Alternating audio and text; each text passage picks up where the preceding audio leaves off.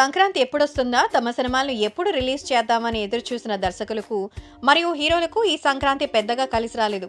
ముఖ్యంగా చెప్పాలి అంటే టాలీవుడ్లో చూసుకున్నట్లయితే పండుగని పురస్కరించుకుని వరుసగా 9, 10, 11, 12 తేదీల్లో 4 సినిమాలు రిలీజ్ అయ్యాయి.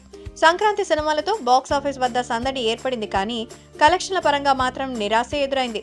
జనవరి నెల కథానాయకుడు సినిమాతో బోని కొట్టింది. ఎన్టీఆర్ జీవిత కథ ఆధారంగా తెరకెక్కిన కథానాయకుడు భారీ అంచనాల మధ్య విడుదలై దాదాపుగా 50 కోట్ల వరకు నష్టాన్ని మిగిల్చిందని ట్రేడ్ పండితులు చెబుతున్నారు. రిలీజ్ రోజు మంచి ఓపెనింగ్స్ తెచ్చుకున్న వారాంతానికి టికెట్స్ బుకింగ్ విషయంలో సీన్ రివర్స్ అయింది. బాలకృష్ణ మరియు క్రిష్లకు మంచి పేరొచ్చిన కథానాయకుల్లో ఏదో మిస్ అయిందని ప్రేక్షకులు భావించారు. కాబట్టి నష్టాలని చవిచూడక తప్పలేదు. మరో సినిమా రజనీకాంత్ పేటతో జనవరిలో 10న థియేటర్స్లోకి వచ్చాడు. వన్ మ్యాన్ షోగా పేరు తెచ్చుకున్న పేట మాస్ ప్రేక్షకులను అలాగే రజనీ అభిమానులను బాగా ఆకట్టుకుని బీసీ సెంటర్స్లోనే సత్తా చాటింది. సుమారు 100 కోట్ల ప్రీ రిలీజ్ బిజినెస్ చేసిన వినయ విధేయ రామ్ చరణ్ కెరియర్లోనే డిజాస్టర్గా నిలిచింది.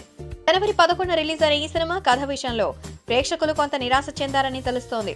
రొటీన్ కథ కావడం, ఫైటింగ్స్ విషయంలో కొన్ని లాజిక్స్ మిస్ అవడంతో పెట్టిన పెట్టుబడి సగం కూడా రాబట్టలేకపోయింది. వెంకీ మరియు వరుణ్ తేజ్ కాంబినేషన్స్ లో తెరకెక్కిన మల్టీ స్టారర్ F2 రిలీజ్ అయిన రోజు నుంచే పాజిటివ్ టాక్ తెచ్చుకుని తాజాగా 100 కోట్ల మార్కును చేరింది. ఓవర్సీస్ లో $2 మిలియన్ క్లబ్ లో చేరిన అతి తక్కువ సినిమాల్లో F2 ప్రత్యేక స్థానాన్ని సంపాదించుకుంది. ఇక సంక్రాంతికి విడుదలైన 4 సినిమాల్లో ఒక F2 తప్ప మిగిలిన సినిమాలు బొక్కబోర్లా పడ్డాయి. ఓవర్సీస్ లో ఈ సినిమాల రైట్స్ భారీ ధరకు కొన్న నేపథ్యంలో బయ్యర్లకు చుక్కెదురైనట్టు అనిపిస్తోంది.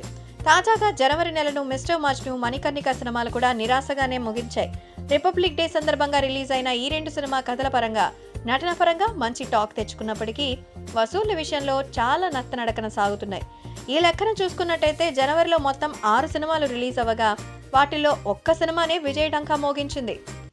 మా వీడియోస్ మీకు నచ్చినట్లయితే లైక్, షేర్, సబ్స్క్రైబ్ చేయండి.